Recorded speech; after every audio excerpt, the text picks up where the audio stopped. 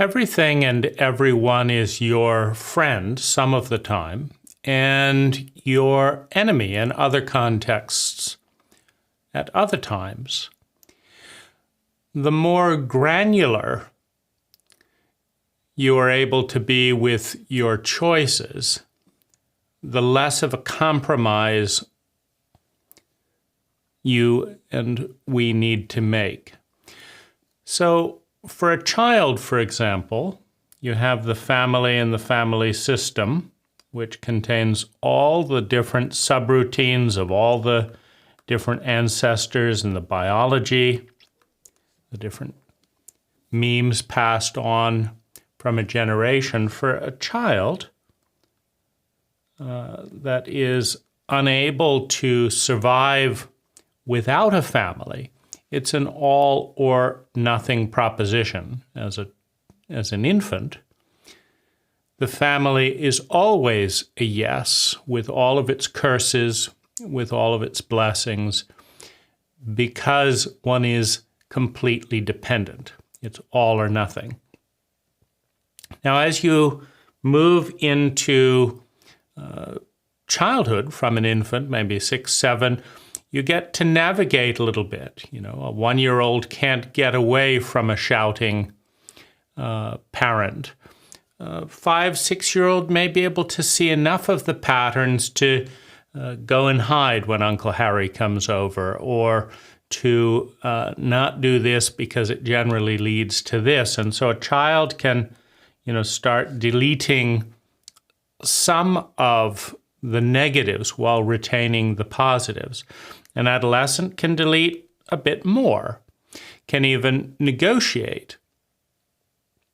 As an adult, you can change families, meaning you can decide if, as a whole, all of the members of your family are more toxic, all things considered, than medicinal. And you can actually move from this family over to this family, right? And so you have a lot more flexibility.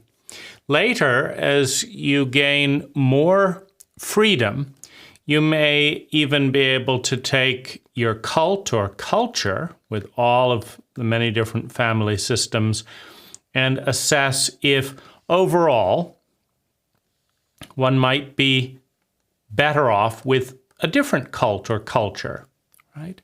If the probability field is different, residing in a different location.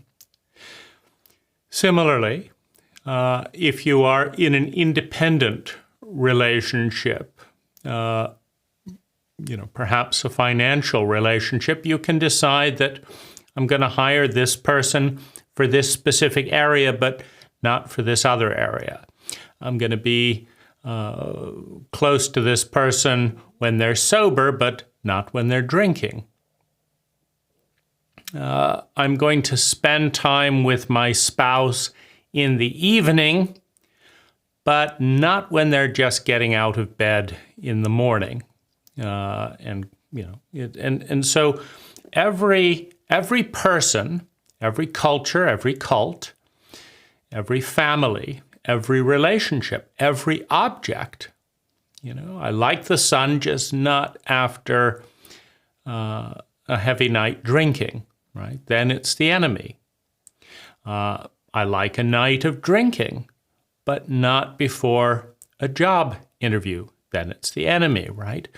And so as we understand that nothing, absolutely nothing, is absolutely good in all ways, all of the time, for every objective, and absolutely nothing is completely bad all of the time, in all contexts, relative to every objective.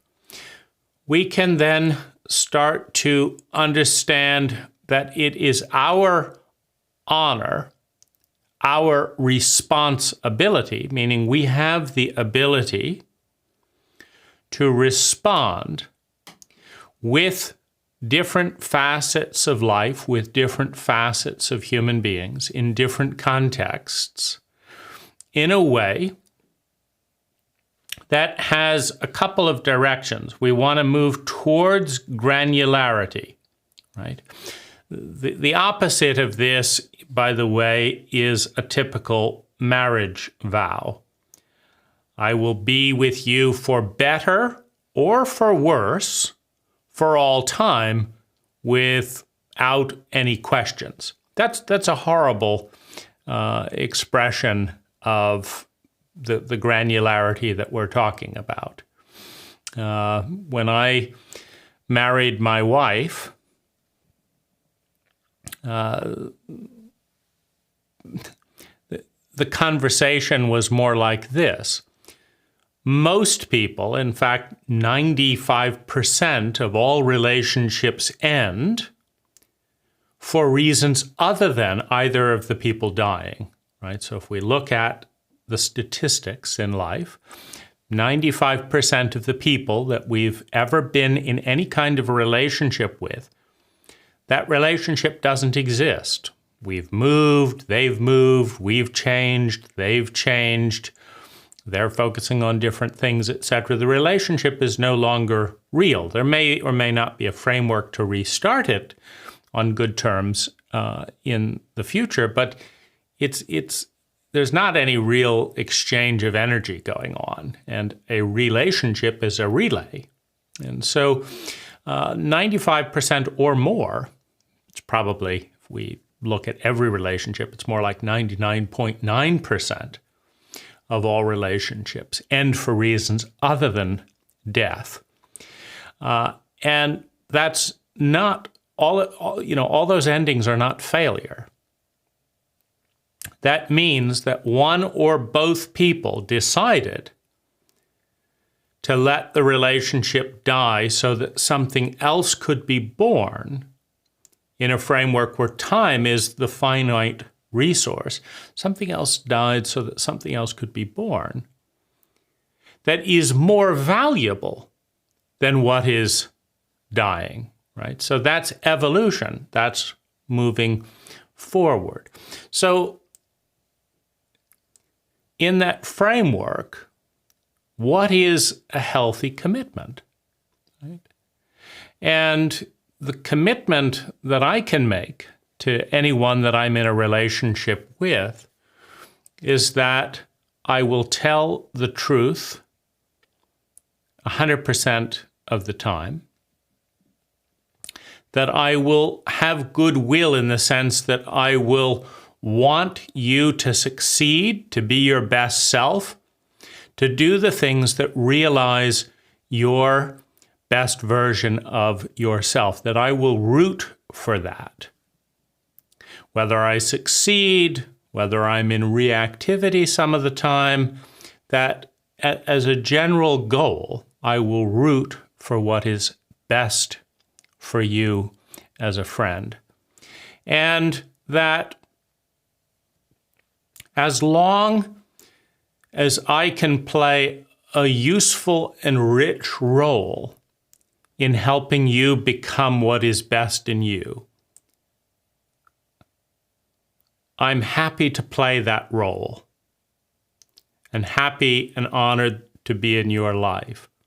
And if for any reason I cannot play that role for you as you see that, then I want you to kindly and cleanly separate, to communicate that, to end the relay of energy so that you can direct your energy more constructively.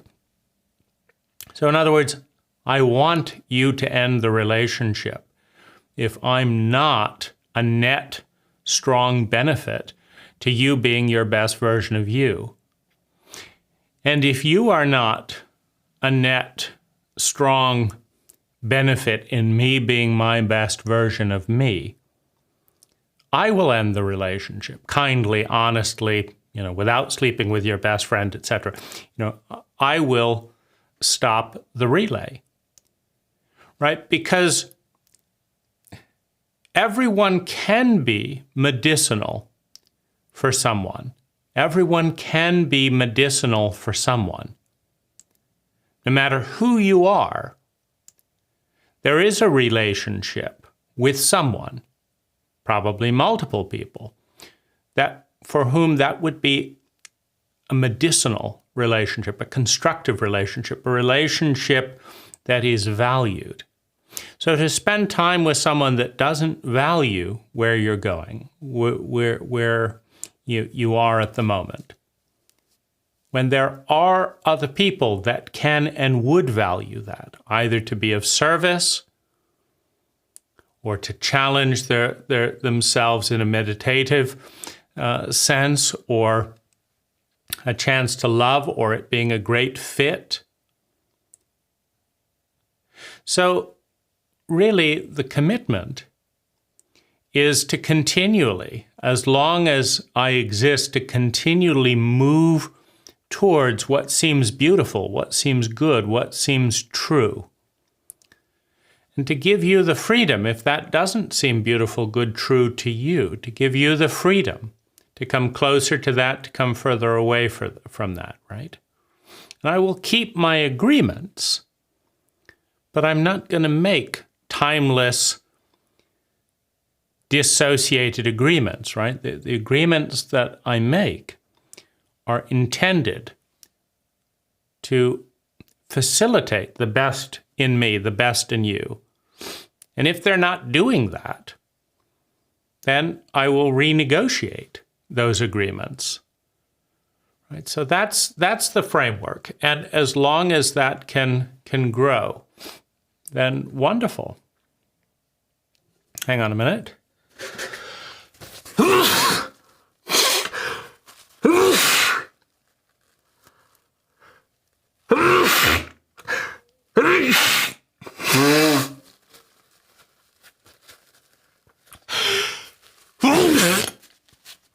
This is a classic example. At the beginning of this video,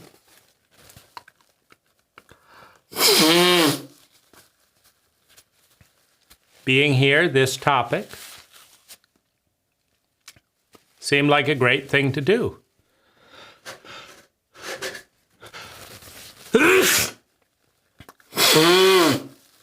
Life has other plans. And we need to respond not only to our current idea, but to life. In this case,